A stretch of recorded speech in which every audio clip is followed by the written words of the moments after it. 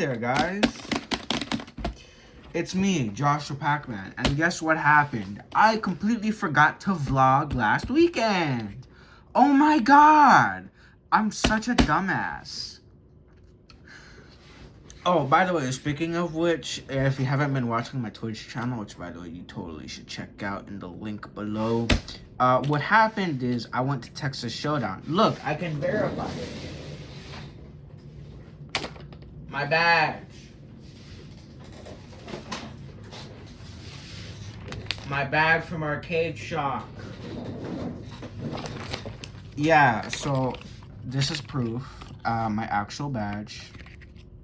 Show's over, so you can't steal it.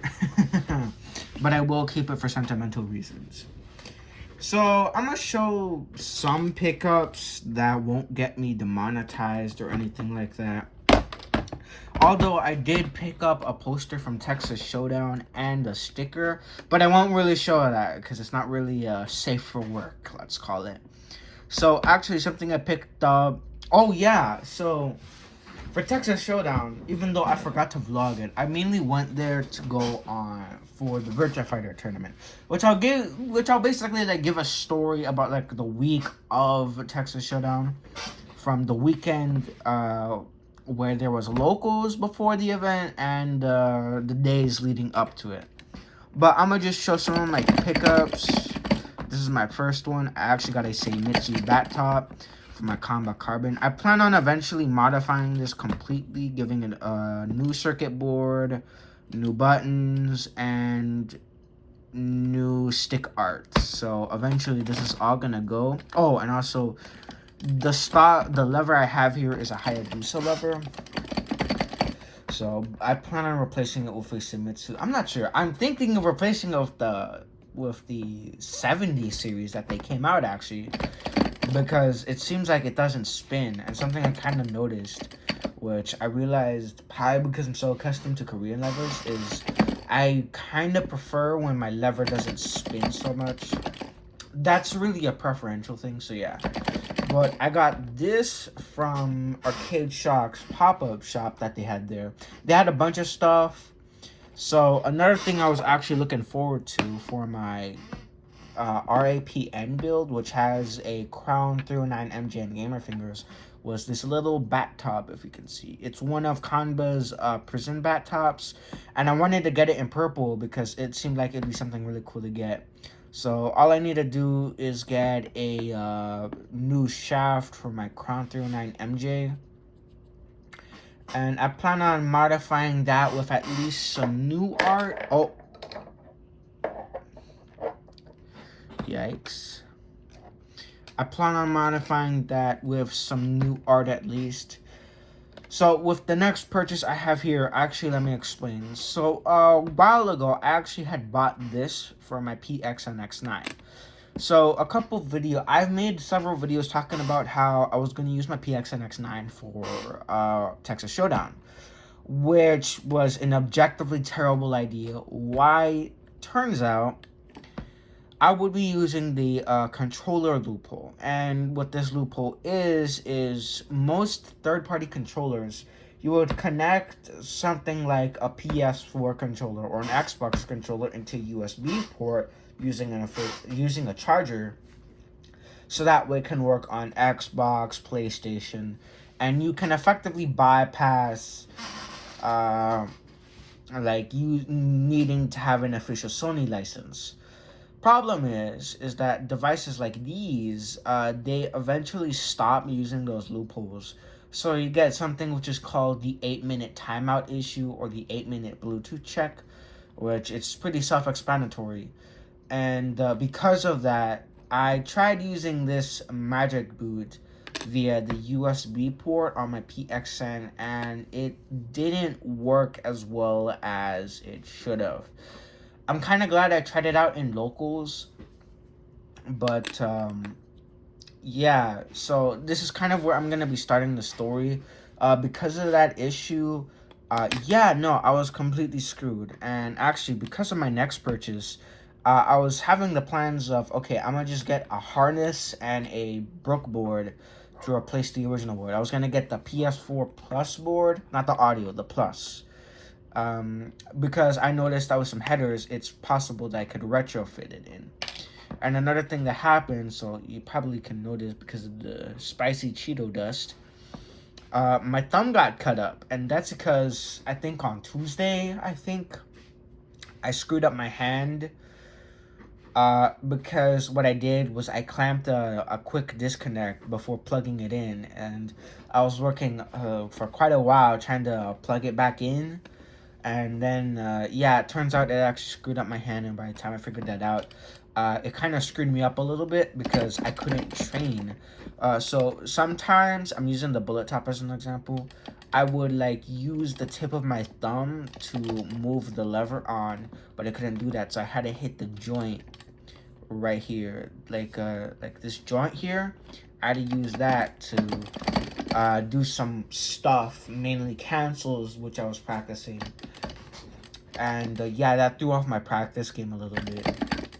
Plus, it also kind of screwed up my budget because I learned that depending on what I was planning on spending, originally, if I want the Brook plan, the bullet top and the prism top, which are like $20 combined, and then I would have spent effectively around $60 for the PS4 Plus board, which is what they had at the pop-up shop, and a harness, and I would have spent around close to $80 to $90. And so another thing, so basically, by the time Texas Showdown rolled around, I actually carried my PXN X9, which I kind of regret for a short while, and I probably should have just carried my RAPN. And for a long time, when I entered, I was trying to look for the pop-up shop, and I couldn't find it. It wasn't up until, and kind of sucked even more because I needed a way to test being able to lab on PS5, because that's what WEC had. A member of the Virtua Fighter community, he had PS5 setups for Virtua Fighter, same setups he had for locals, same setups he had for or the locals before Texas Showdown, at Texas Showdown, and during the tournament for Texas Showdown. So I spent a good time just meandering, chilling out, and looking at the artist alley on one side of the event. And then eventually there was a guy who had the exact same little baggie. This same one, I'm keeping it though, it looks nice. And I basically asked him, hey yo, do you know where the Arcade Shock pop-up shop is? And I eventually found it. So this is where this thing comes in. My solution. A Wingman XE for the PlayStation 4. Unfortunately, the thing that kind of annoys me is that Arcade Shock only had this one and not the other version, which they're probably gonna firmware update to work on PS5 maybe, which sucks. What am I gonna do? And I personally would have preferred if they had the other version as well, because that one works on Switch, although realistically, the PXN X9 I have already works on Switch, and the CON bus stick I have here, I plan on swapping out, well, sort of. I plan on putting a Brook board and soldering some of the input, the buttons here, if you can see. Let me move it. I plan on soldering this little circuit board here so that way it can work with these buttons. But so because of my meandering, turns out actually, another thing too is before this, I initially had the plan, or I thought that they were gonna give out adapters for people to use on any console, since it was sponsored by Brook, and they did mention that they were gonna provide adapters. I was kind of right, but not really. Because Texas Showdown was sponsored by MSI, what they did was some of the setups had these laptops that were connected to monitors, and they had adapters they had the Wingman for the Xbox, which it's exact same case, but the top of it is black while the bottom is green. And so yeah, they weren't. I wasn't wrong, but they weren't for PS4, which makes sense because a lot of people there who were playing games like King of Fighters, Tekken, Guilty Gear Strive, or Street Fighter, King of Fighters, I think maybe even DNF Duel. I might be wrong about that. Oh, and Ultimate Marvel vs. Capcom. Most a good portion of the setups, they were either PS4 or PC, and most people are going to be playing on PS4 sticks. So I'm guessing the adapters were to mainly probably not have any driver issues, which is probably the case, which I think is kind of dumb. Like, I think most games are natively compatible on PC, or most controllers, I mean, are natively compatible on PC, especially PS4 sticks. So, and most games should realistically have PS4 controller support on PC, especially for stick users.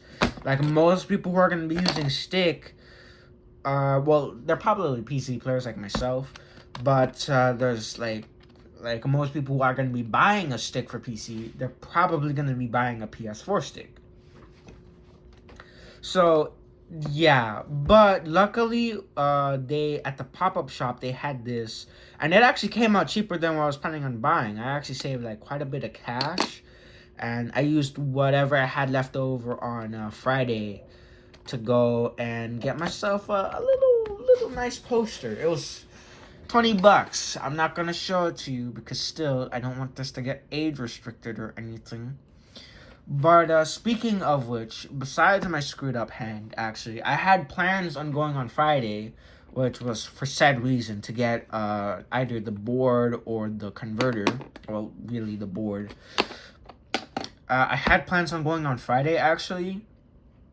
So earlier the week, I asked my brother if he could take me, but by Thursday he told me he couldn't.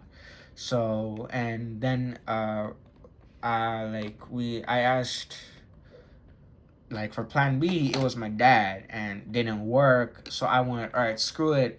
I'm gonna go there by myself by calling up an Uber.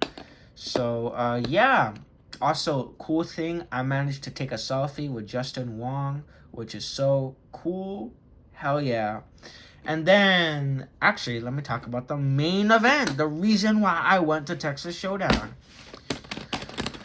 So, I actually mainly went for the Virtua Fighter tournament. I don't have a souvenir, unfortunately. Kind of wish they had at least something, like even a sticker or some index cards, to like kind of show. But honestly, just look at the start.gg.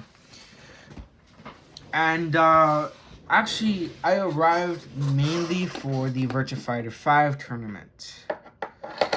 So, how did I do? Actually,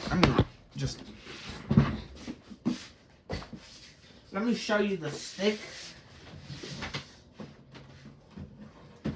This is mainly for ceremonial reasons. I don't even plan on plugging it in. Just, I'll move my USB hub a little bit. Also, by the way, I'd like to mention, even though nobody took a selfie with me, I came in absolutely dripped out. Because I went like, alright, it's like a big event for me. I'm gonna come in dressed my best. So, yeah. This is the stick I used. Actually, surprisingly, a cool fact, there's quite a bit of Korean users or Korean players, actually. Blurring, I met him earlier in the week during locals. Actually, during the day of the tournament, he switched to a knee lever, which I thought was actually pretty cool. And there was another guy that was using a Kanba Crystal, and he was using the exact same lever I have, a Taeyang Fanta. Although I kind of wish I mentioned people that I modified this one with Starion switches, so yeah. This isn't a stock Taeyang Fanta, this uses Starions. And yeah, Crown 202s. Although, actually, a thing I did have to do is there was an LED board that was underneath the buttons, I think because of the Crown 202s. So what it did is when I installed them, it actually bent the board. I have it here. I actually have it here. So what had happened is that it actually bent the board a little bit, and it was putting pressure on it. So at some point earlier that week, the reason why my hands are kind of screwed up, or on my thumb, I had to effectively throw out the board. I'll do that after the video's done. So yeah, but other than that, actually, so for my first game, I went against Salt King, and honestly, I think I kind of described it best against my brother.